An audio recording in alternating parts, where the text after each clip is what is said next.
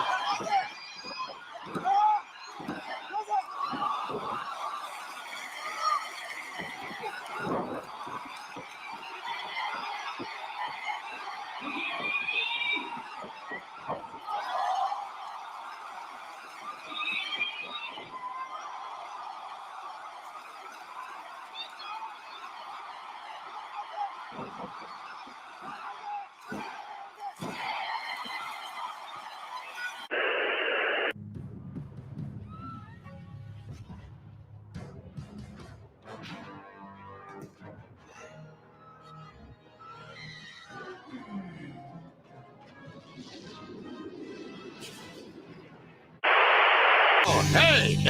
Oh, hey! It's, it's like a koala bear cracked a rainbow in my brain! Listen, here's $5. I've got to get to 1008 Park Avenue right away. It's an emergency. Look, I'm really in a hurry. Isn't there something you can do? Be $10 more. Look, I've got to be there before 5. Well, what's going on up there? We're getting someplace. Now, look, will you just get around him? Just get in this lane. Do it! I've got to be there by 5.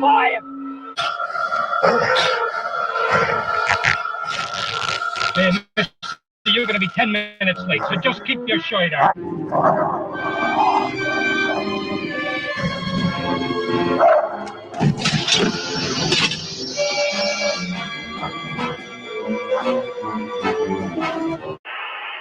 I think a lot of us have family members that are going through a crisis or dealing with problems like this. So it's art therapy in a way. It's a cathartic kind of release for me. Rack lays it up, no, but we do have the whistle to foul. Ben just went after our 10. Trouble right here in the Motor City. We got big trouble here in the Motor City. Steven Jackson still screaming at the Pistons. We came back now, but short on the headsets. The Indiana broadcast. And Ben Wallace threw something at him. There goes Ben Wallace again. There goes Artest up into the crowd. He's absolutely out of his mind. And Steven Jackson slugging people in the crowd here. The whole Indiana team is in the crowd. And now the Pistons are coming over.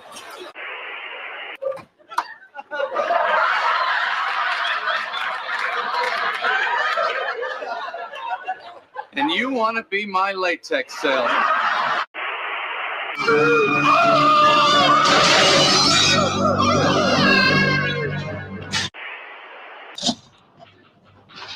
Hey, did you see that? Did you see somebody go past the window? What? Somebody just went past that window, downwards. Oh.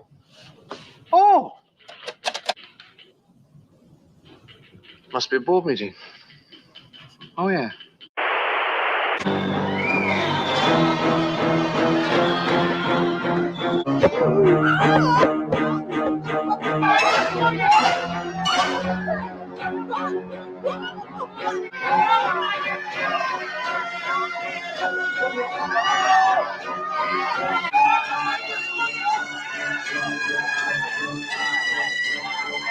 He's faking it, Julie. He's faking it. I think he's in trouble. Julie, this guy, if he can't take a joke, he stinks. Get your house!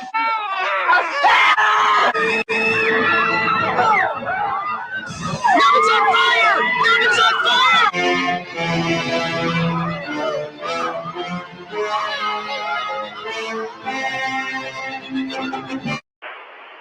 Sir, I would like to complain about that last scene about people falling out of high buildings. I myself have worked all my life in such a building and have never once...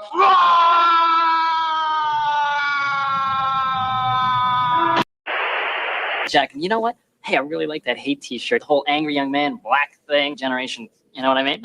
It's cool. Yeah, it's the name of a comic book. Can I borrow your pen 1 second? Absolutely. Happy now? My artwork is popular because it connects with the ordinary person, and they can understand it very easily. And I've always meant it to be so. I've never confined my art to a particular section of humanity.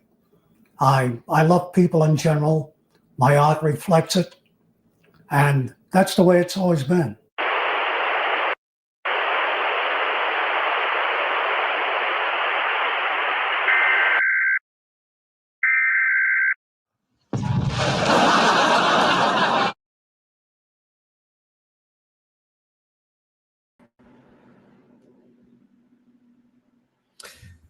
Hello and welcome to the primetime edition of Taylor Talks Comics Live. Thank you for joining me. We are live. This is Taylor Talks Comics, 7 p.m. Eastern. A little bit of a different time, so I appreciate you guys being here. Got a pretty good group in the chat already. Everyone, please drop some comments in the chat. If you're watching this on replay, drop comments down below. I reply to all comments, even if they are on the replay. I love talking to you guys, love talking comics. So, yes, my family, my wife is a teacher, and my son is a student. They're both on spring break this week. And so I've been doing a lot of partial family stuff, partial spring cleaning, which I guess is still family stuff, but doing some fun things. But anyways, that's the reason why we have a different time for the show tonight. This is International Waffle Day. I would like to make sure everybody knows. Celebrate by eating your waffles and maybe go to the, I guess IHOP would make sense. It's the International House of Pancakes, the International House of Waffles, Waffle House perhaps. It's also Jumbo Tsuruto's birthday, one of my favorite Japanese pro wrestlers of all time. Jumbo Tsuruto was a legend in the late 80s, early 90s in the All Japan Pro Wrestling. And yeah, let's talk comics today. We got a lot of people chatting, dropping in the chat here. We got Sergio. What's up, Taylor? How you doing, my man? I've been waiting 7 hours for this. Yes, James Abel, producer, super producers in the house. Normally, I do go live every Wednesday at noon Eastern, so keep that in mind. If you're new to the channel, please give the video a thumbs up. Comment down below, whether it be in the chat here or on replay. And subscribe if you haven't already. Hit that bell notification icon so you don't miss on any of my videos and any notifications of when I go live. Taylor's on Omar time. I don't know what you're referring to. Perfect timing. Thank you, Matthew, for joining me. No work today with food at the ready. Perfect timing. I love it. Josh, you know it's Taylor Talks Comics when a man is burning to death. Yes. Anybody new to the show? I'm probably expecting a few new listeners or viewers tonight, having it just be at a different time. That is my little intro I do for my live shows. It gets about 5 to 6 minutes long just to let people trickle in because YouTube like notifies you when I go live, but people can't just, they're not on their phone or whatever, like ready. Oh, I got to drop everything and watch Taylor Talks Comics. I want to give you a little bit of time to come onto the show if you want to chat with us. Chris is here. Hello, hello. Thank you, Jarn Powells. Hopefully I said that correctly. I know I've seen you in the chat before, especially on Near Mint Condition. New beard drop. Yes, my wife gave me a good beard trim and haircut this morning.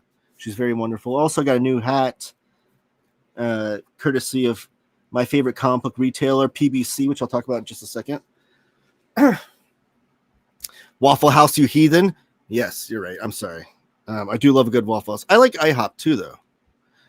Evening. Hello, picture peepers. What have you been reading as of late? Perfect. I'm glad you asked. Last week I showed this off on a haul because Oni Baba Yaga sent me a huge box of comics, which thank you again so much if you're watching, Oni Baba Yaga. But he sent me letter 44.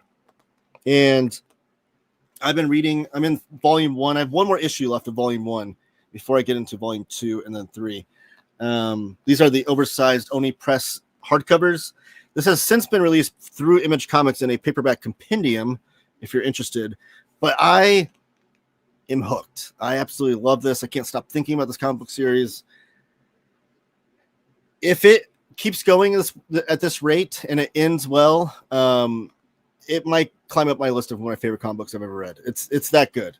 Let me know if the audio is okay, by the way. I have a fan going on in the background. I don't want it to disturb the audio. Let me know if that's causing any disturbance. I'll turn that off. But this is amazing. If you've not read this, it's by Charles Sewell with artwork by not Raphael Albuquerque. It's let me see.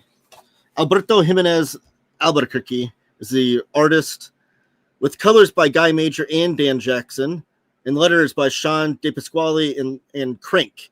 The reason why I definitely want to credit the colorist and letterer, because everything about this comic I love. Not only the writing, which Charles Sewell wrote the heck out of the story, but the artwork by Albuquerque is amazing.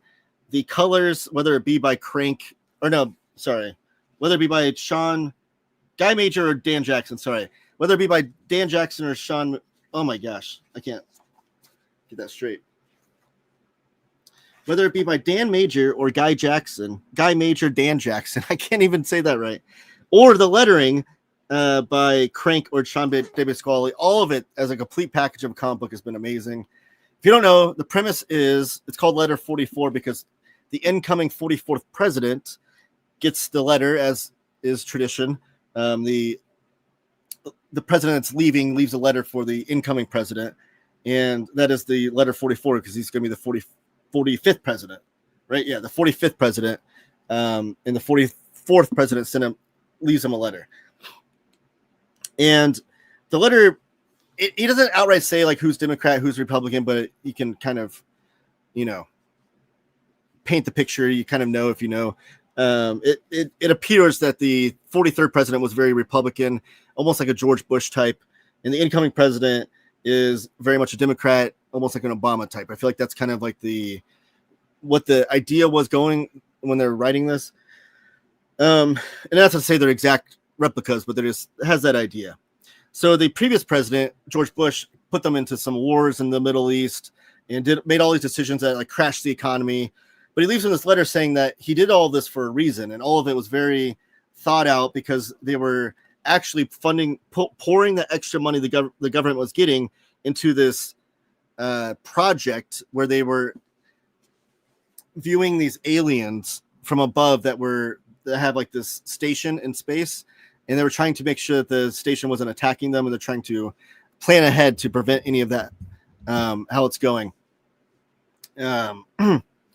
So now the incoming president, who had all the campaign probably on all these terrible things that the previous president, I guess I should show you some artwork while I'm talking about this, now has a whole different meaning and a whole different plan as far as what to do. And it wasn't just all this like being irresponsible as a president, or was it? This thing is so thrilling. It feels like The West Wing, but with like sci-fi mixed in. There's pages and pages of like just politicians just arguing and debating, which sounds miserable or boring to some people. For me, it's thrilling. Like the writing is so good. I'm just flipping page to page. And then, and there's kind of like different variations of what's going on, because up in space, with that space station, America has sent their own ship to explore and discover what's going on up there. So you get like what's going on in that space station with those Americans and what's going on with the interactions between that group of people. You get the new president and his interactions with his like cabinet and things. And then you get the former president and what he's up to and that sort of thing. It's amazing though. I love it. It's been every issue almost ends on a cliffhanger, and I can't stop thinking about it. Can't stop reading it. I would have read it sooner if I had days where I had nothing going on. But I can't wait. I'm going to read the last issue of this book, hopefully tonight, and then start with volume 2. Has anybody read Letter 44? What were your thoughts? I absolutely am obsessed with this comic right now. Again, thank you, Oni Baba Yaga, for sending me these copies, which are all signed by Charles Sewell as well. Which the only Charles Sewell I read previously was Curse Words, which he did with Ryan Brown, and I'm a big fan of Ryan Brown's art. Oni Baba Yaga did send me 8 Billion Genies, which I'll be reading immediately after this. I'm loving the writing in this book so much that I'm now ready to read anything that Charles Sewell's ever put out. It's been that high on my list. So Matthew, hopefully that answers your question of what I'm reading lately. Good evening. Almost time for bed for me. Elon, thank you for joining me. Jeff, comic book hunting online and watching the stream. Well, Jeff, if you're comic book hunting and you want to shop at panelboundcomics.com, where's my cool hat? You can save $2 off with my promo code Taylor Talks Comics, all one word, Taylor Talks Comics. If you're going to put a larger order in over at Panelbound Comics, order 4 or more books at PBC and use my other promo code, which is TTC, ship it together, all one word, TTC, ship it together. And they'll save 5% off of your order of 4 books or more. And I also got the shirt too. David over at PBC got me the shirt he made. It's the Absolute Martian Manhunter. It's a page from that book, the comic. These aren't for sale. These aren't for sale. It was just a gift. But the hat too. I don't know if they'll have these for sale. They should. If not, I don't know. They should have them for sale. They're a pretty cool hat. I dig it. Dun, dun, dun, dun. Sergio, are you still going to interview Pettinger? Yes, I have a lot of interviews lined up, and I just need to square out my schedule with them. Josh Pettinger is near the top of my list for that. I know he's dropping issue 3 of his comic. I don't know if that's coming out. I don't know if he's had it up for sale yet or pre-order. Maybe I'll do it around the time that's officially out and in people's hands to kind of time that out. But I also do want to do some more interviews. I do want to get Chris Stevens back on. He's the publisher of Lighthouse Comics. They're putting out the Tyrant Artist Edition with the Tyrant Kickstarter. That was funded in less than 24 hours, by the way. Very successful so far. I would also hopefully be able to get Steve Bissett and Jim Rugg on for that interview. So that'd be pretty cool. Trying to think if I have any other interviews that I've talked to. I have one. I had a publisher reach out to me via email, and I don't want to turn this into a thing where I'm not going to tell you who it was or who it's about. And I don't want to turn into a thing where you guys try to guess. I'm just going to say that if I can land this interview, it would probably be like the biggest interview of my life. I don't know if that I could top this interview with how legendary this person is. But I am in talks there. Hopefully I can get that hammered out. It'd be amazing. It'd be like astonishing. Someone that I never thought I'd even have a chance to interview. And I feel like I'm kind of, not to toot my own horn, but I feel like I would offer a different perspective for this creator than they've done like millions of interviews throughout their career. I would be able to offer maybe a different perspective to the interview that they don't typically get. So I'm really hoping I can get that. So I'd love to have that on record. That's my goal with interviews, is to get certain things on record, whether it be an answer to a question, like a particular question, or like in the particular question would be something that I haven't seen them answer before, something I don't see them often talk about. And I like to get that stuff on record, not just for my own sake, but just for history, comic book history. Here is some Okie dude. How goes it? It's going well. Some Okie dude, I do recognize your profile picture. You frequent the Cartoonist Kayfabe Ringside Seats Facebook group, and you write reviews on there quite often, which I appreciate. So thank you for joining the chat. Sly Blue Demon kind of reminds me of the Prez Ricard issue of Sandman. What issue number is that? I don't think I got that far into Sandman. John Powell's. I know you sold your X-Men. What happened with your feelings towards that title that made you get rid of it? Great question. A lot of it had to do with shelf space and time to read. I still love X-Men. I still think the Claremont run is definitely worth reading for anybody that loves comics, loves superhero comics, loves pulp stories. And I have mostly read all of the Claremont era. I did have aspirations that one day my son would maybe want to read X-Men. He read Giant Size X-Men last year and he thought it was okay. He read the X-Men manga, which is like an adaptation of like the animated series. He actually dug that quite a bit. So that's kind of, sometimes in my collection, I'm like, maybe my son will want to read this one day. He doesn't seem interested. And if he ever does become interested, those will be in print at some point. And that's part of it too, is like I sold them knowing that if I ever want to read those X-Men stories again, they're going to be in print in some form or fashion. You know, the omnibus might be out of print, but the Epic collection is probably in print or vice versa. But most of us do the shelf space. As you can see, the shelves back here are pretty full. I'm still in the process of selling a lot of stuff. I have some books I hauled to show off tonight that I've hauled in the last couple weeks that I haven't shown on channel yet because I was, again, blessed with 2 amazing boxes of comics from a couple of viewers that I wanted to show the last couple of weeks. Yeah, shelf space. I'm constantly curating my collection. My goal in my own library of comics is like I want to curate the perfect comic book collection for Taylor, and speaking in the third person there. But it's like an ongoing, never-ending project because I constantly am evolving and adjusting what I want in my collection. It's kind of the part of the fun of it for me. Hello, Dana. Taylor, you're on late tonight. I am. They got creepy. There's paintaboutcomics.com with the creepy and eerie archives, which Josh has been digging lately.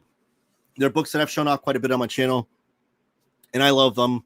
I'm just a big sucker for those black and white magazines of the 60s, 70s, 80s in comics. I finished Sandman and just started Doom Patrol by Morrison.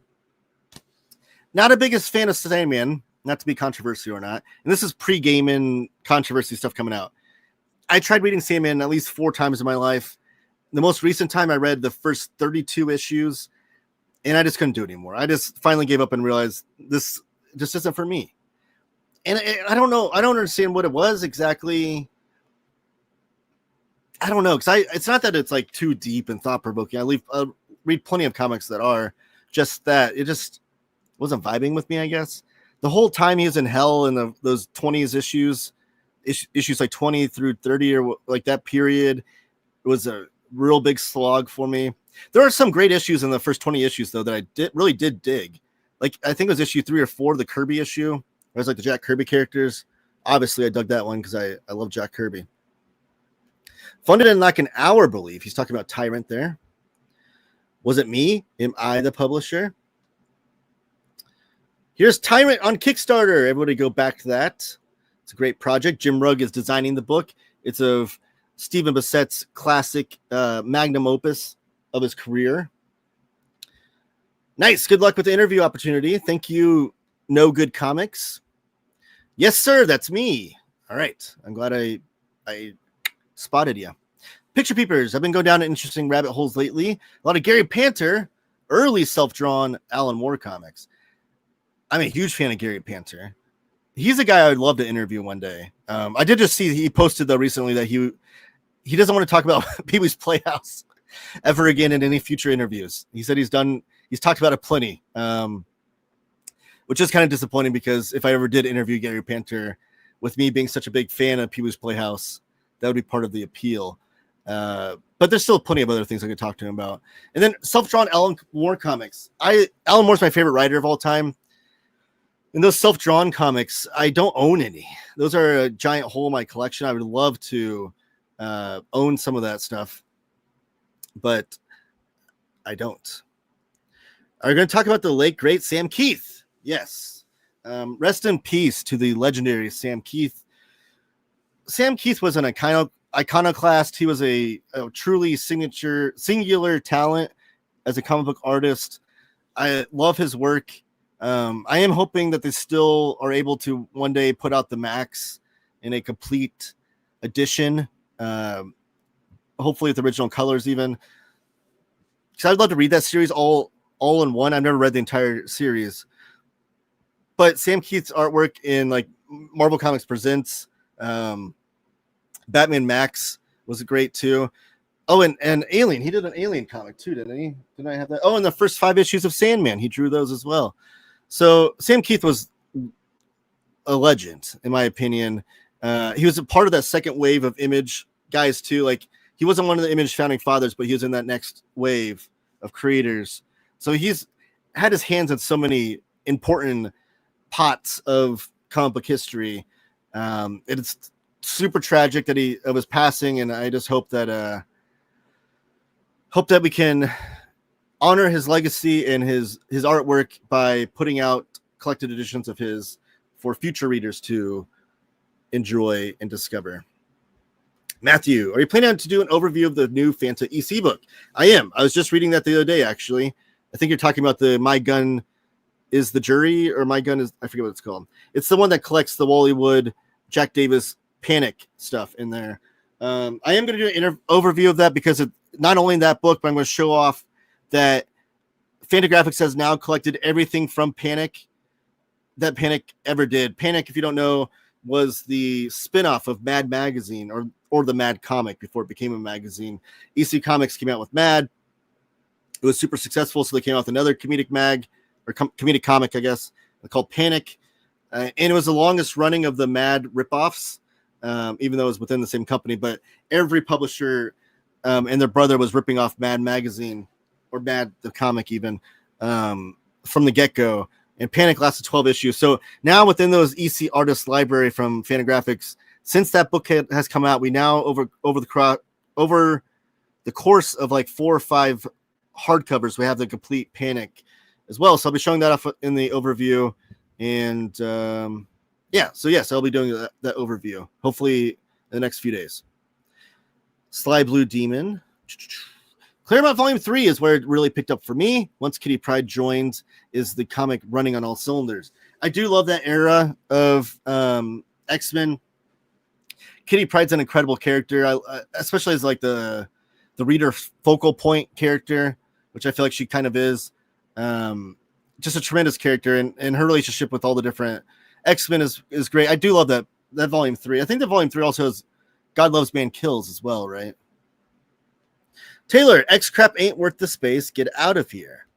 That's what Taylor of 2026 says. The Taylor of 2027, 2028, 2031, 2041 might have a different opinion. Thanks for the kind words. Those reviews are more like my initial thoughts than I write my actual reviews using those thoughts as a blueprint. Where do you post your reviews at then? Some okie dude. Feel free to plug them here in the chat.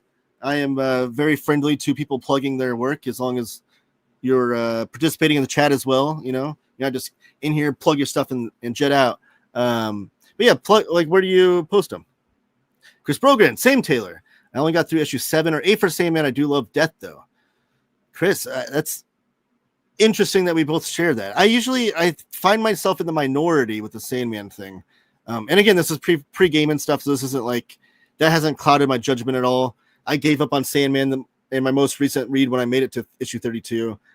This was a few years ago, so I binged it. I aim for 5 issues of X-Men a day and 5 issues of something else. I'm trying to read almost all of X-Men, almost to the 90s X-Men right now. That's awesome. I love that kind of schedule too. 5 issues of X-Men, 5 issues of something else. I'm constantly reading on multiple different books at one time. Unless something grabs me like Letter 44 has, where I don't feel like I can read anything else, then that's it. I have to kind of force myself to read something else. Dana, this is surprising to hear. Sandman wasn't for me either. Even with P. Craig Russell doing some of the art, I just couldn't connect with it. All the artwork is amazing as well. Like I had no issues with the artwork. I have since read Shade the Changing Man, and I feel like that is kind of like I'm getting similar vibes to that because I haven't read the whole thing yet. I've only read the first omnibus. I do have Omnibus Volume 2. I just haven't read it yet.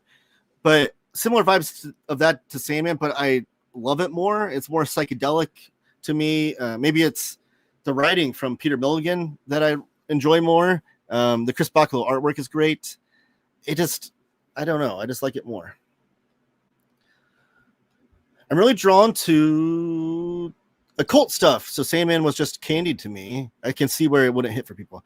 I like occult stuff too, though. I just don't know what it was. I don't know. A Max Omnibus would be amazing. I agree. I'm glad I got Wolverine Omnibus Volume 3, a ton of Sam Kieth artwork. I'm hoping that one day we get a Marvel Comics Presents Omnibus line. I love the Marvel Fanfare line that's come out so far. We have 1 and 2 with a third volume on the way that would complete Marvel Fanfare. I think we would need 4, I don't know, maybe 5. I don't know. How long did Marvel Comics Presents last? I know it was in the hundreds of issues. But regardless, I love those anthologies. I wish they'd bring them back. And there's so many great artists that ran through there, Sam Kieth being one of them. Same with the occult stuff. Any recommendations with that in mind? Oh, Sly Blue Demon, you've been asked. Are you interviewing Ringo for his MS Paint art? I'm not. Is there... I don't know. Who's Ringo? Ringo Starr? MS Paint art? Maybe is that going over my head? I feel like it's popular to dunk on Sandman nowadays. I still think it's great work, despite Gaiman flaws as a person. Yeah, and I'm not trying to jump on the anti-Gaiman bandwagon as far as like he allegedly did all these screwed up things. It's not that at all. So I'm not trying to like bag on Sandman for any sort of like social justice reason or anything like that. The Gaiman stuff though is interesting. I don't know if I don't want to dissect it here or anything, but him recently coming back into the fold and trying to explain himself, it's all very interesting. It's all very alleged still, I guess. I don't know that it'll ever be adjudicated or put on trial in any sort of official capacity, but it is interesting. Indeed, R.I.P. Sam Kieth did some great work on the Sandman in the early days. Yes. That's cool that we got all panicked now. I didn't know that. I didn't know that either until I was reading the introduction. Those introductions are so worth reading. Tommy Burns writes a lot of them, and so does Grant Geisman, which I think they're both credited with the introduction on this one, maybe, or maybe Geisman does the back part. I can't remember. But they're so like interesting, those introductions and the afterwards. But in there they do map out like where all of the Panic stories fall in line as far as the EC Artist Library. They tell you which volumes have everything. Like the Will Elder Panic stuff is in the Million Year Panic book, for instance. So they're all there, and I'll show it on my video. I work on Goodreads and YouTube. Oh, for your reviews. Oh, you're on YouTube? I need to check out your channel then. We can plug and jet. Damn. No plug and jet. Check out some Okie Dude stuff. Oh, here's his YouTube channel. Okay. All right. There we go. Everybody go check out some Okie Dude's YouTube channel and subscribe. Do you have you read May by Gene Ha? It's been on my radar for a while. It has a definitive collection. I have not. I do like Gene Ha's art though, and writing. He did top 10 with Alan Moore. So I do enjoy him, but I've never read May before. You're welcome. No biggie. No big deal. Josh, you're not allowed to leave. We need you trolling, of course. Can we just plug Josh? I've been enjoying his content lately. Elon, perfect timing. Josh Greathouse himself has a channel. It's called Inside the Panel. Everybody go subscribe. He dropped a video today. It was, what was it about? I know I saw it on here. I haven't watched it just yet, but I saw it pop up on my notifications. Inside the Panel. I know Josh could try to beat me to the punch here. Let me see. Inside the Panel. Oh, no. Okay.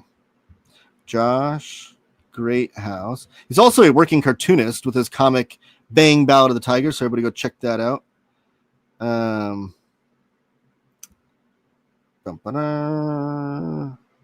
Nope. I don't know. Josh, where is it? I'm searching Inside the Panel. I can't find it. I don't know. Josh, let us know what your latest video is about. I can't find it on here. Same. I haven't picked it up yet. My ramblings. Oh. I should have just looked at the chat further. Come watch some of the most insane takes on comics I love. There you go. Inside the Panel. There's their way to subscribe. Was 2001 A Space Odyssey your number one vote, Taylor? Elon. I have not made my vote yet. What Elon's referring to here is the Near-Mic Edition top 10 most wanted Marvel omnibus poll that we do over there at Near-Mic Edition. I was live on the show this past Sunday with Crisis and Tiger Eyes and Omar kicking off the poll. And I haven't made my vote yet. Elon, I think last year my number one vote was Marvel Western by Kirby. My number two vote was the Incredible Hulk magazine or Rampaging Hulk, whatever you want to call it. And I think my number 3 was 2001: A Space Odyssey, only because that probably truly is my number 1, but only because the odds of it being actually made aren't the greatest. So I still want to give it a high vote, so it gets a lot of points because it is weighted. So like your number 1 vote gets 10 points, your number 10 vote only gets 1 point. So I still want to give it a high vote, but I don't want to give it to my number 1 because that Marvel Western book, odds are it'll be made, and I want to do that. And same with the Hulk magazine. I think that has more odds to be made. But it's up there, Elon, definitely. You are the best one here. No worries. Try to help out. Challenge accepted. Who's Ringo? That's the most Ringo thing. Yeah, it looks fun. Oh, no. I don't want to apply you where. I just noticed a lot recently. Same thing as for... Oh, okay. No, I got you. I know you're not trying to imply that I was hammering on Gaiman. Same thing as for everyone. It's definitely a weird, dark, strange little book. Or... is it a book? Lasted 75 issues. Can I put you in timeout to balance it out? I recently scored a couple of the amazing Russ Cochran slipcases. Picture peepers. That's awesome. I'd like to own some of those, but I also have all of the EC Artist Library for Fantagraphics and Taschen, if they ever get their act together. I'd love to own all the EC books in those volumes. But so I don't know if I need a third format to own EC Comics in. I like Gene Ha too, but I always think about how hilariously bad Batman Fortunate Son is when I think of him. I don't think I've read that. Here's Bang the Battle of Tiger, where you can read it. It is a web comic and also in print. So you can read it at joshgreathouse.com or buy physical editions, in which case there are 3 volumes. I'm interested in getting it. Oh, Jeff, thank you for joining me, by the way. This looked awesome. I saw this pop up on my radar. I'm interested in getting a copy of Electric Chair #1 by Adam Falp. It looks like you would dig it. Yes. How could it miss with cameos like from Lou Reed to Jim Steranko? There's a video on YouTube. That's a weird thing. You know, like one of those where someone mentions something or you see something in a TV show and then that same thing keeps popping up in your brain or different avenues throughout the week. I just watched the Goldbergs episode where my son, my wife, and I, we've been binging Goldbergs during spring break. I just watched the episode where it was revealed that Murray waited tables with Lou Reed. So it's funny. And Jim Steranko. There's a video review on YouTube. I need to check that out. I did. So that caught my radar because I was looking at the single issues that were coming out this week. And it does look totally up my alley. The cover looks awesome. So then I subsequently followed Adam Falp on Instagram and saw that he has released, it seems maybe self-published, has released Electric Chair 1 through 3 or 4 at least. And now it looks like he's been picked up by a smaller publisher, but at least will help him out with, I don't know, hopefully growing an audience. But so there seemed like they're reissuing the first few issues of Electric Chair, but I want to pick that up for sure. James Abel says, vote for Alf. Polly the Wog. Hey, Taylor, at work on a break, popping in to say hi. Keep up the great work for the PC. Thank you for joining me. And yes, I will try to keep up the work, the great work, as you say. I appreciate that. Here is where you can vote on that poll. NMC Tiger Eye's Most Wanted New Omnibus poll. These are for omnibuses that don't exist already. So they did the reprint poll a few weeks back. This is for brand new books that don't exist that you want to voice your opinion to Marvel, saying, I want this book to be made. In a week or so, we'll be doing the most wanted reprints of DC Omnibus and Absolute editions. And then subsequently after that, we'll be doing the most wanted brand new DC Omnibuses in that poll. So it's campaign voting season over at NMC. So that's great.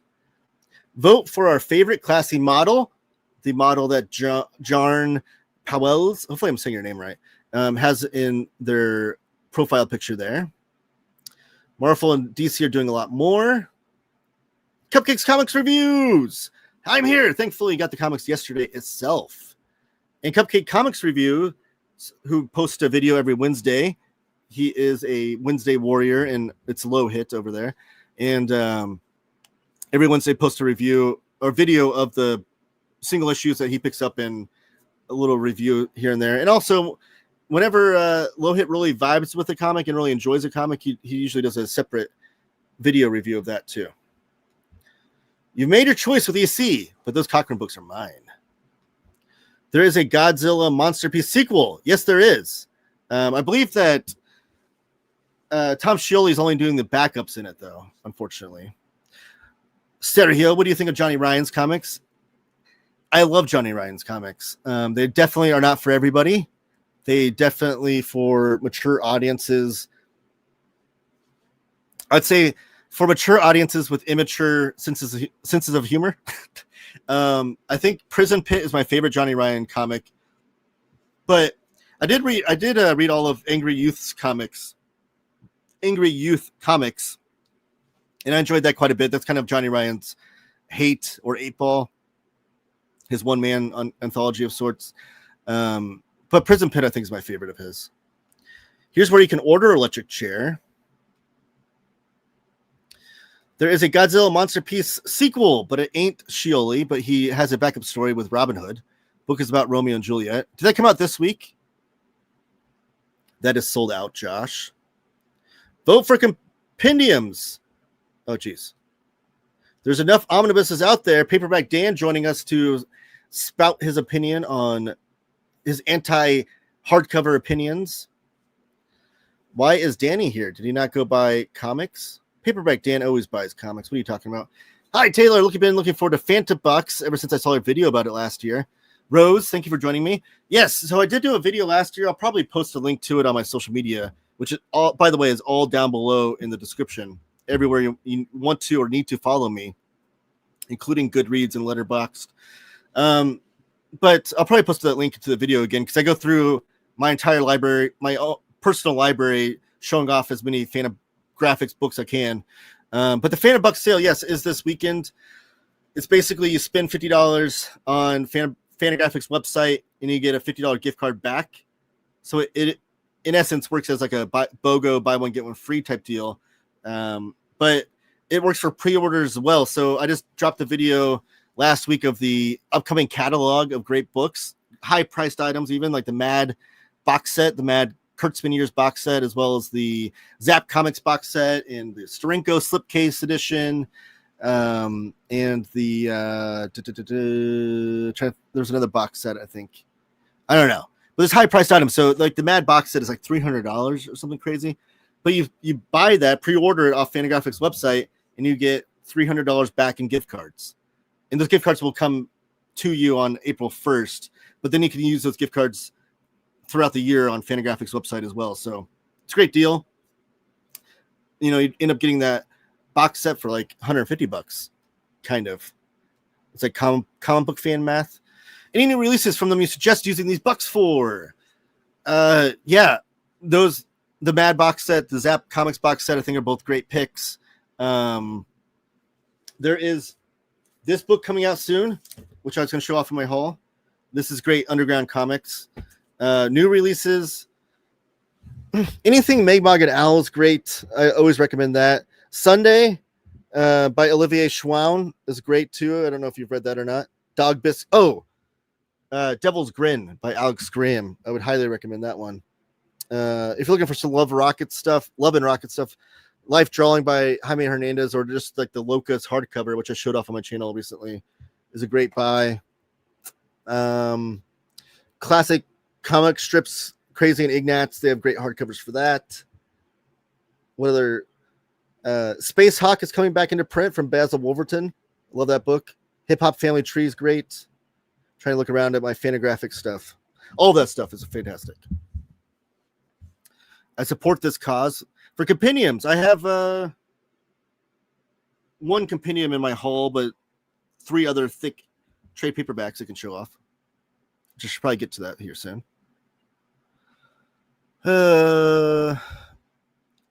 Time to ban you. Did you get Ryan's Fat Cop? I did. Had me in pain from laughing. I love Fat Cop. Where is that? Oh, it's right here. Yes, that was another great one. I really enjoyed Fat Cop. I don't think I did a separate video on this or not. I don't think I did. But I love this. This is totally Johnny Ryan in a nutshell. Fat Cop. It definitely went places I wasn't expecting. Look at that. I always talk about puke panels. I love a good comic book panel where someone's puking. I think it's hilarious. And look at this on the opening title page. The opening title page, you have someone throwing up right there, Fat Cop himself. But yeah, I love Fat Cop. It's great stuff. What do you think of Mouse? Okay, now we're getting Sergio. You asked me about Johnny Ryan, and then he asked me about Mouse. It's like two different trajectories of comics. However, I love them both. The lighting in here is so awful. I'm trying to, whatever. I love them both, though, and I love everything that the comics medium has to offer. When it can offer you something as ridiculous as Johnny Ryan's immature, for mature audience sense of humor, and then you have something as like Mouse, which is like biography, historical stories that are super deep, but also like this father and son story. It's beautiful. Here's my Fantabucks video. Thank you, producer Josh. Of course I bought comics. Taylor gets it. Yes. Paperback Dan always buys comics. And he's been reading them like a madman lately. That sounds like a personal issue. All right, I'm going to answer one question. Keep going on the chat, though, but I'm going to get through my haul a little bit, so keep lighting up the chat. So I asked you a question in the chat. Was Punisher based on The Executioner? Shane Black is remaking The Executioner. What is The Executioner? Is that like a classic comic book character? I don't know what that's referring to. But yes, let me get to my haul. I'll show off a little bit of it, and then we can answer more chat questions. So keep lighting up the chat if you have questions for me or comments or whatever. But I did get this, so I just showed this off. This is Bitchy. I guess we're on prime time. I could say that, right? The Exasperating Existence of Midge McCracken, Roberta Gregory. This is the paperback edition.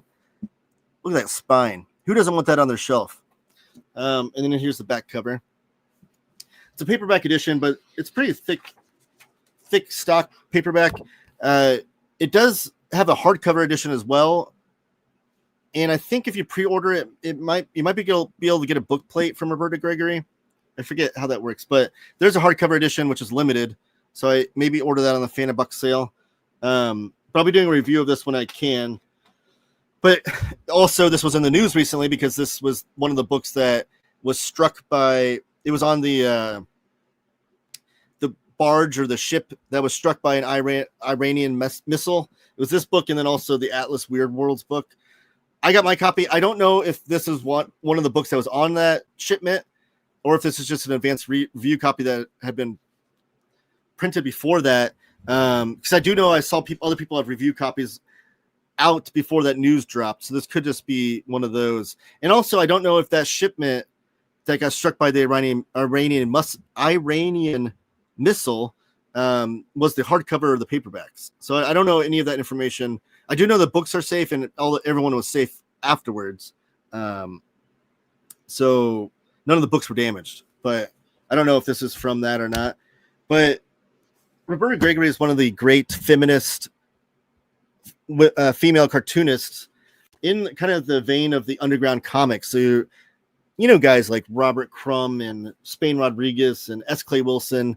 Well, there was a group of women that wanted to do the same in the same vein, these serious, real life, uncensored kind of comics. And Roberta Gregory did a bunch of them. These are collecting all of her issues of Naughty Parts or Naughty Bits.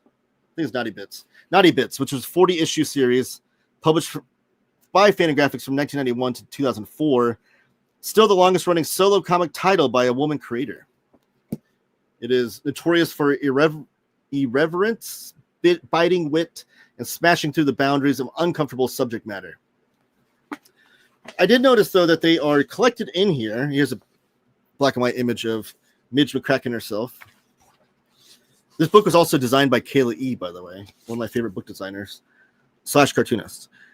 This is not collected in chronological order, so this isn't just Naughty Bits 1 through 40 in order. Like on the table of contents, you can see there's an introduction by Roberta Gregory, and then it says, what is that?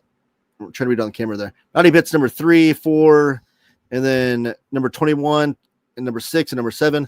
So I'm assuming that they are collected in the best reading order, according to Roberta Gregory. I don't know how they were the reason why they're jostled that way. I haven't read the introduction either. I don't know if that explains it. But there will be a review on this book whenever I get to it. I also got Girl Who Raised the Dead. This is the latest smudge imprint manga from Living the Lines smudge imprint, which is like one of my favorite things in comics right now is their smudge imprint. It's kind of like the Tony Fleece. I was on a show with him over at Near Mike Edition, and he described it perfectly, calling it the vinegar syndrome of comics. If you're not familiar with the vinegar syndrome imprint of physical movie media, it's where they have like all these like B and C level horror movies and stuff that they show off and reprint that haven't been in print movie wise in a long time. These kind of cult classics. So yeah, this will be a good one to read. Every time I read one of these smudge manga, they get better and better. They're all one and done, which is nice too.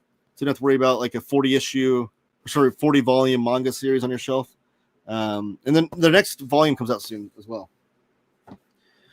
Then I got The Jump by Wesley Griffith. Issue number 7. Wesley sent me this out. This is the latest issue of The Jump. I have a video on my channel showing off the first 6 issues of this. This is tremendous. This is one of my favorite self-published comics right now. Blows my mind that this hasn't been picked up by a publisher. Or maybe Wesley doesn't want it that way. Maybe Wesley's perfectly fine self-publishing it. But regardless, you need to read this and pick it up. It's amazing. It's tremendous. The artwork is great. I love the usages of, like, it's mostly black and white, but with some spot color here and there. This issue itself appears to be more black, white, and red. But the cartooning is great. The artwork is great. It's mostly the 6-panel grid because he does post these issues on Instagram where you can read it for free if you want to check it out there. But yeah, this artwork's great. The story is really thrilling and fun, and I can't recommend it enough. So that was the latest issue of The Jump that I picked up. That Wesley sent to me, which I'll be doing a video on that as well. He also sent me Thunder Beast, so I'll probably do a video showing off both of those. This is also, I should have said too that the copy of Bitchy was a review copy. Did I say that? That Fantagraphics sent me out. They also sent me The End of the Arab of the Future, Youth in Middle East by Riyad Sattouf. And this is volume 1, collecting the comics from 1992 to 1994.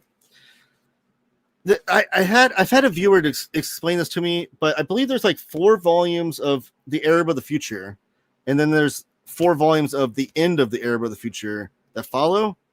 I think I have that correctly, or something. I don't know what the numbers are, something like that. So this is the first volume of The End of the Arab of the Future series. You can even see on the spine it says Volume 1, 1992 to 94. I've never read anything by Riyad Sattouf, so I'm really stoked to finally read it. It's about, does it have like a description in here?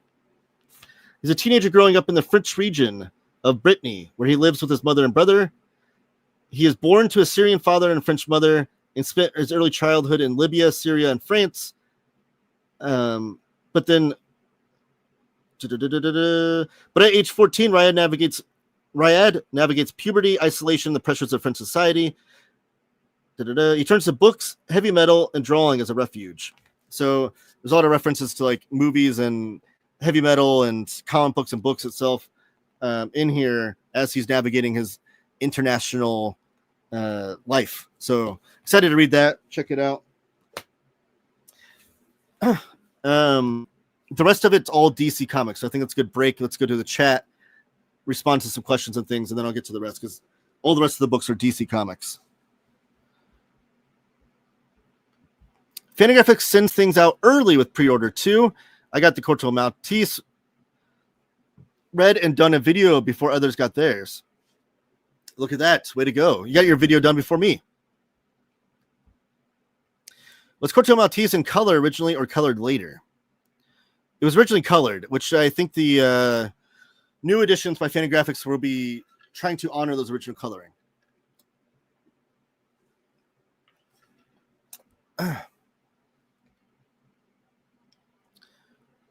You didn't mention your favorite Santos Sisters.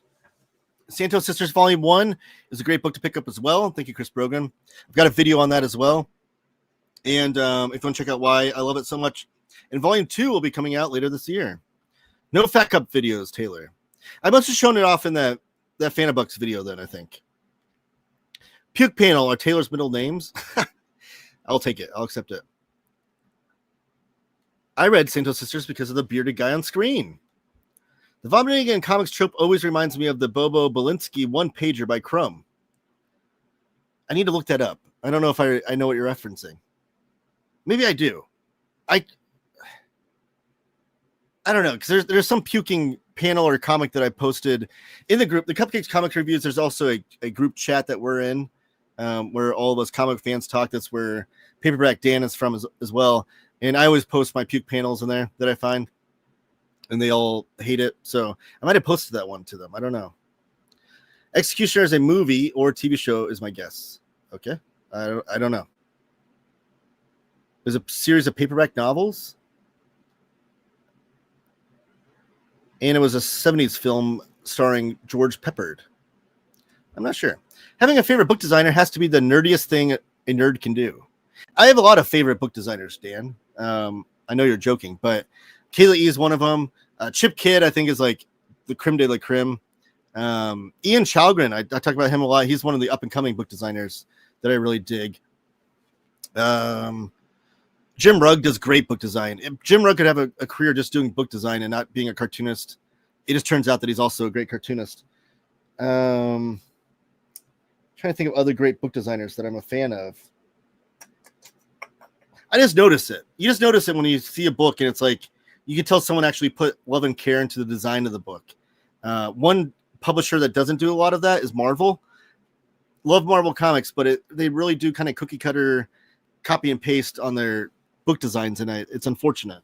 DC puts a little bit more love and care into their book design, which I appreciate. But yeah, I am a nerd. No shame. Show me the glow in the dark. I did. So that's posted in the Discord. I do have a Discord where you can chat comics with us. That description is down below that link is down below in the description. And James Abel posted a link to the glow in the dark Die Dark Deluxe Edition, which I cannot wait till that book comes out. There's one on my list of most anticipated books of the first half of the year video that I did. I think it was the top 50 comic book releases of the year that I'm excited about. That was before the design even came out. Today, 7 Seas Entertainment dropped the design for it. It's going to be glow in the dark. I love it. I do have a video on Die Dark on my channel, just waxing poetic about why I love that comic or that manga so much. I didn't like My Gorilla Family, but I did enjoy Girl Who Would Raise the Dead, or Could Raise the Dead. I liked My Gorilla Family. I thought that was like weird, the weirdest of the weird, which I love weird comics. But I am excited to read this, so I will see if my opinions align with yours. Living the Line has a Kickstarter right now called Consigned, a Living the Line legal benefit anthology. They do, James. It's actually in benefit to what they recently they're part of the Diamond debacle. They're one of the publishers that had Diamond as a distributor, and when Diamond filed for bankruptcy, there's a bunch of their books that were held in stock and weren't released or whatever. So Living the Line's kind of doing this one-time only anthology to benefit that, and then it's got a lot of cool cartoonists listed on who are working with it. So much is amazing. I could read dozens of them if they keep putting them out. I agree. I hope they never stop. Ryan Holmberg is a curator of great manga. It's to the point where if I find out Ryan Holmberg translated a manga, I can trust that it's really good. And he does all the smudge stuff. Just tremendous stuff. I hope they do it for years and years and years. Here's a link to the Kickstarter by Living the Line. And then here's my review of the comic book, The Jump. I remember hearing you say you have a drawing table. Can we see some of your art? I don't have any handy. I'm not like a tremendous artist by any means. If I ever get my zine going, though, Serio, I do plan on putting my artwork in there. So one day you'll be able to see my art, hopefully sooner rather than later. I'm asking this on Cartoonist Kayfabe Ringside Seats, but I will ask it here. Where would a new EC Comics reader start? are the new EC comics worth reading? I haven't read a lot of the new EC stuff by Oni Press. Some Oki Kid. Am I saying your name right? Yeah, some Oki dude. Sorry, not kid. Some Oki dude. I've not read any of the new stuff, which is unfortunate. I do plan on getting the hardcovers when those come out. But as far as classic stuff, the best way to dive in is to dive in with any genre that you prefer. So they released war comics, sci-fi comics, horror comics, and crime comics. If any of those genres pique your interests, then start there. I prefer the EC Artist Library for Fantagraphics and some artists that I would recommend based on those in each genre. If you're going sci-fi, go Wallace Wood. Can't go wrong. If you're going horror, go Graham Ingalls. If you're going war comics, anything with Kurtzman's name attached, but also the Jack Davis ones that he draws, but Kurtzman writes are great. And with crime, I would go Johnny Craig. So there's my where to start EC Comics recommendations. EC Comics, where to start to read. There you go. Thanks. Show me some DC Comics. All right, let's get to the rest of my haul then. So I picked up Tom Strong Compendium Volume 2. I should have brought the Volume 1 up here to show you the spine side by side, but the spine does say Compendium 2 on it, which is interesting because the first volume doesn't say Volume 1 at all on it. The first volume collected just the first run of Alan Moore stuff that was just issues 1 through 36.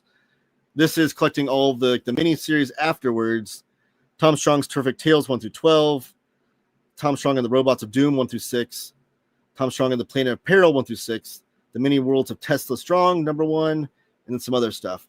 So that takes you all the way up to where Tom Strong would then carry over into the DC universe. Alan Moore is on this.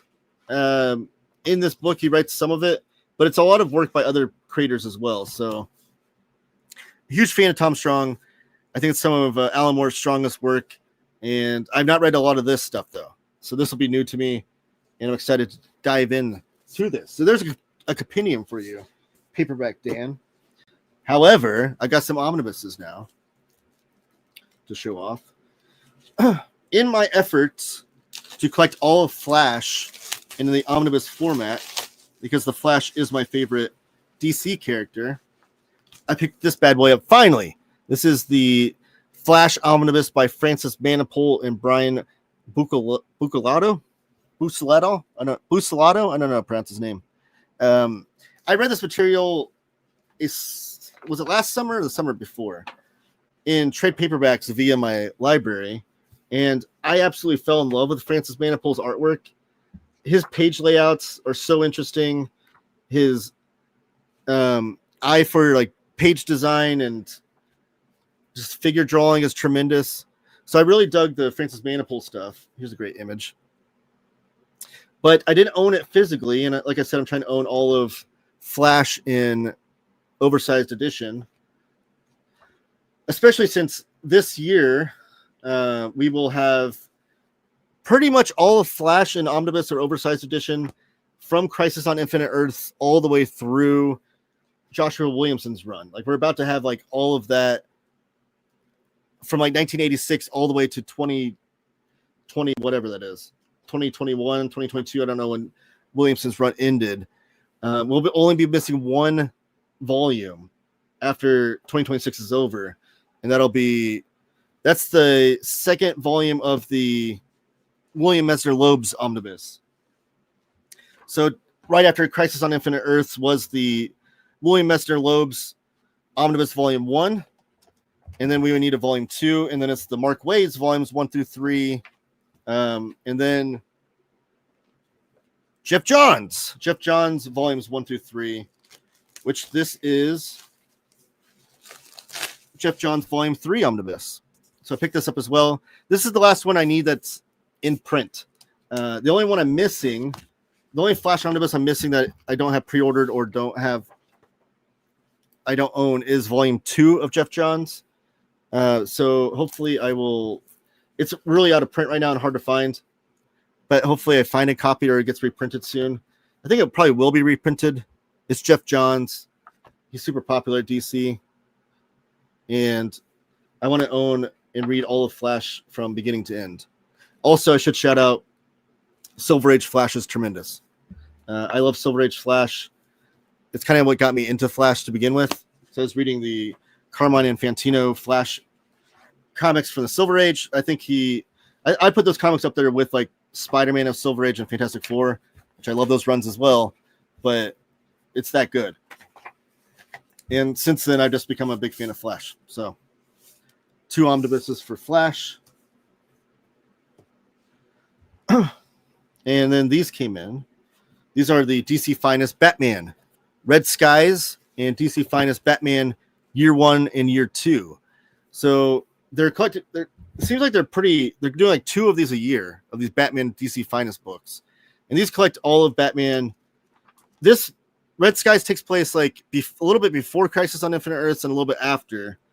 And then the next volume would be Year 1, Year 2, which collects the eras of Year 1, Year 2, but also all the issues that took place in between and after. Now, these aren't missing any issues between Batman and Detective Comics and spin-offs. It collects everything. I also have the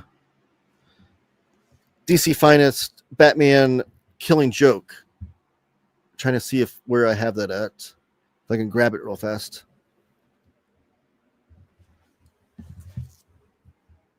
Yeah, I don't know where it is on my shelf. But I have that one as well. That's the 3rd one. And I think we have 2 more coming of Batman. Not the Golden Age stuff, but of this era, which is great. Who doesn't love a good Batman comic? It's good pulp stuff. And it's great that we're getting all of Batman and Detective Comics collected in this format. And then last but not least, I got the Terrifics, the complete collection. I've never read this run, but I have a feeling I'm going to love it because everything about this is what Taylor loves in comics. It's written by Jeff Lemire and Jean Louis Yang. I love both those writers. It's like a ragtag team of misfit superheroes, which I love as well. You got Plastic Man, one of my favorite superheroes. I love Jack Cole, Plastic Man. Metamorpho, which I love. Mr. Terrific, which I haven't read a lot of comics with Mr. Terrific in it, but I did like him in the new Superman movie. And Tom Strong. The whole thing is about them trying to find Tom Strong. The artwork looks great in it. This collects just issues 1 through 30 and the annual. So it's 31 issues of the Terrifics. I've never read this run. It's a fairly modern run. I think it came out a few years ago. But I feel like I'm going to love this run so much. Let me know in the chat if you've read this. And it's just a tremendous comic book series. Or it's supposed to be a tremendous comic book series. I haven't read it yet. Sorry. It's supposed to be tremendous. I've heard nothing but great things about it. And I'm excited to finally dive in. I'll probably read this after I finish Letter 44. Or maybe I'll read the Tom Strong Compendium Volume 2, and then I'll read this. I don't know. I don't know which order I'll read that in. Let me see what you guys are talking about now. A new EC reader should not start with a new Oni line. Original ECs are the one where to start. Tales from the Crypt, Hunt of Horror, Shock, Suspense stories, etc. I heard they will do Swamp Thing with OG Coloring Omni. I might get that. They are doing that. The new Corto Maltese paperback isn't the same as the complete volume coming out later, right? Is the TPB the first story or later? I have the book, the review copy. I haven't even dove into it, but judging from what Josh said, it's kind of like a sampler of Corto Maltese stories. If you're wanting a complete Corto Maltese, like from beginning to end, you're gonna want those hardcovers that they're coming out with. Wasn't planning to. But I did want to know if the new EC is worth reading. I'm not sure. What is a book designer exactly? They're the person that designs the book. If you look inside the indicia of any collected edition, or even the single issues, they have that as well. You'll find out who designed the book. Like this one here in the Complete Terrifics, the indicia right here, or the credits page. Not where the writer and stuff is. It's usually where they have like the editor, the associate editor, the director, blah, blah, blah. Publication design was Curtis King Jr. for this book. Not familiar with that name, but the book designer is in charge of like the cover layout with the title lettering. They're in charge of what the spine looks like, the back page. They're in charge of the in papers, if there's any sort of in papers, which I wonder if there are for this book. No. So like the book designer on Flash decided black in papers. Sometimes there's artwork there, which the book designer will pick out. If there's a dust jacket, they design that as well. And they even design like the page numbers. If there's page numbers at the bottom, they'll pick that out, how the books are laid out, how the covers are presented, all that stuff. They do a lot of things. The new one is Best Hits, Random Stories. The hardcover is The Start. Originally, he was a side character.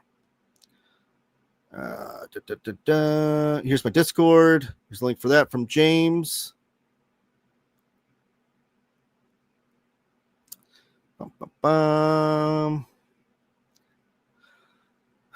Greg Smallwood did some covers. Can't go wrong with that. Wait a minute. PBC has merch. They have a hat. I don't know if they have released this for the average consumer to purchase or not. They should, if they haven't already. I love the logo. That's designed by David, by the way. David of PBC. If you watch PBC's YouTube channel or any of their social media, you probably have seen David. He designed that logo. He also put this shirt together for me, which I show this off. Let me take off Dan's comment there. This is from Absolute Martian Manhunter, which is a tremendous book series by Dennis Camp and Javier Rodriguez. But this probably won't be for sale because they don't own the intellectual rights of this.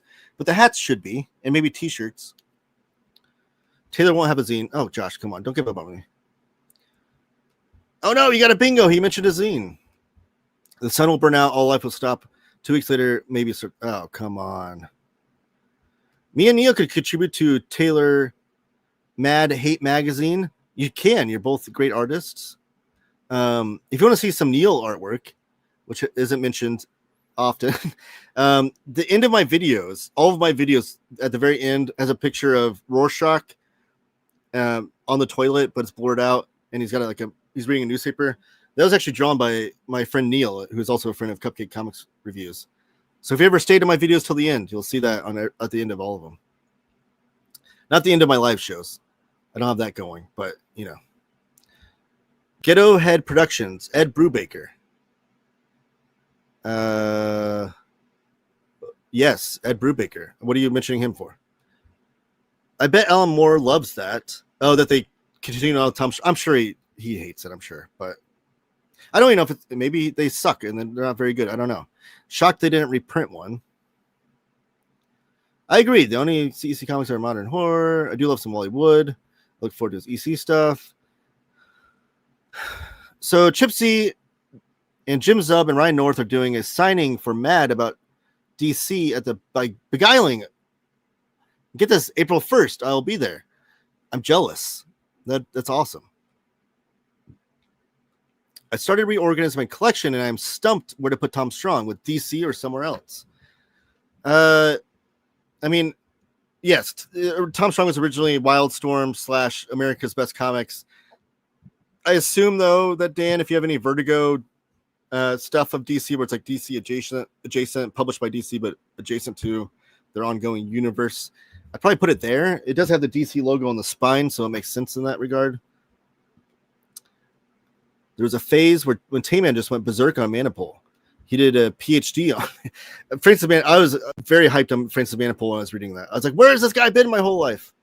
And it's only like 4 or 5 years, too late. It's pronounced Buchalado. Thank you. I appreciate that. The Manipul Flash was just okay, in my opinion. Failed to make me care about Barry. It was my first exposure to the character. Oh, I loved it. Mostly to the artwork, probably.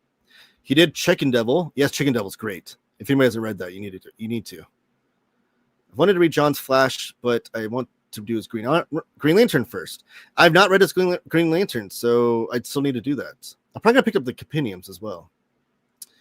Red Sky's awesome. Tailwind. I'm just trying to get to. I want to get the Terrifics book. I was talking to a friend about how much DC is outclassing Marvel in terms of their omnis. I agree with that. Some okie dude. They definitely by design and also output. There's not very many Marvel books I'm excited about this year that are coming out in collected editions, but DC's got a lot. I dug the Terrifics. The first 2 issues are digital only, I think. The last 2 issues are digital only, I think. No floppies, but they might be in the collected TBB. Somebody fact check me. I believe they are. I think it even says on here somewhere. I've read that before, and I think this is the first time they've been collected physically. I don't know. There's no table of contents or anything, so who knows? There's only like some variant covers in the back. I don't know, but it collects issues 1 through 30 in the annual. I'm assuming it collects everything. I don't know why it wouldn't collect those. Hello, Nick. What are we talking about tonight? Just comics. Oh, crap. They got merch.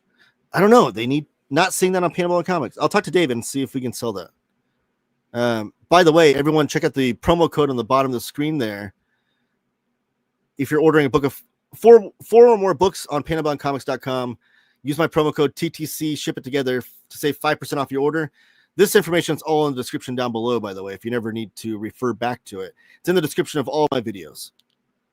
And if you're just putting a small order in, want to save $2 off additional savings, Taylor Talks Comics, all one word. And also, while you're here, smash the like button, comment down below, whether you're watching this on replay or now. And super chats are always welcome and super appreciated. I'm in for Absolute Martian Manhunter. They got merch for it. I'm going to read the first volume tonight. Oh, I don't think this is not official by any means. This is printed as a one-off type deal for me, I guess. It won't be sold because they don't own the intellectual rights and they can't profit off of it. DC hopefully one day will release stuff like that. It's a tremendous book, though. Are you doing the Fantabucks? I'm not sure, Josh. I don't know. I want to, but I don't know if I will. Hopefully, maybe. There are a lot of stuff I want to buy from their website that I don't own. There's always stuff from Fantagraphics that I want to own that I don't own. All right, so I'm going to get out of here. I'm going to go for my last minute plugs. Everybody put your last minute comments in the chat and I'll address them after my plugs. And then we'll get out of here and go read some comics. But yeah, smash the like button. Subscribe if you haven't already. Comment down below. I reply to all comments. And use my promo code. I already talked about this. TTC, ship it together to save 5% off of your order of four or more books at panelboundcomics.com. Or for $2 savings off an order, for a smaller order, use Taylor Talks Comics, all one word for that. All my social media is down below in the description. My Instagram, Twitter, Bluesky, Letterboxd, Goodreads, all that jazz. My Discord is over there if you want to talk comics with us. In the meantime, I do go live on my channel every Wednesday, typically at noon Eastern. This week was a little different. And all those shows, the live shows are available on replay under the live tab of my channel if you ever want to catch it after the fact. And thank you guys for joining me, though. What? You skipped all? I know there's a lot of chats going in. It was very much more than usual at noon Eastern. Sorry if I skipped over anything. Sniff, this was fun, bro. Thank you for joining me. Yes, it was a blast. When can we expect a zine? Buy things. Oh, geez. There's a lot of comments here. Buy things. Marvel did much better job than DC in publishing their Silver Age comics in omnibus format. So much Silver Age DC that needs to be omnibized. Metalman, Metamorpho, Challenges of the Unknown, etc. I agree with that. They are putting a lot of that stuff out in the DC Finest, which is great that they're at least collecting it. DC, though, has a lot of Silver Age in omnibus. A lot of great stuff like Doom Patrol, Adam Strange. I love those, both those books. All of Flash has been.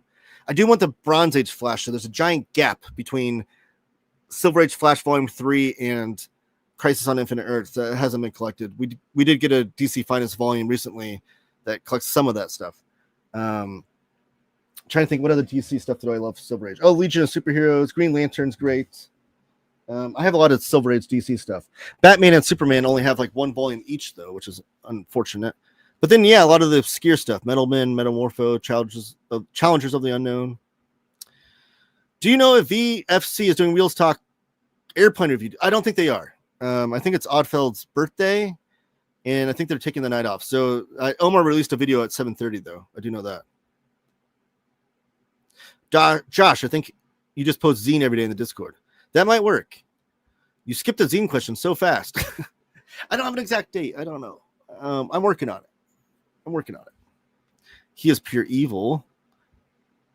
And last comment, I'm kidding. If anyone can skip my messages. If anyone, he can skip my messages. Thank you guys for joining me. Appreciate it. Primetime episode. It was great. Love talking to you guys. And everyone keep remembering. I just blew it. Everybody remember, keep talking comics.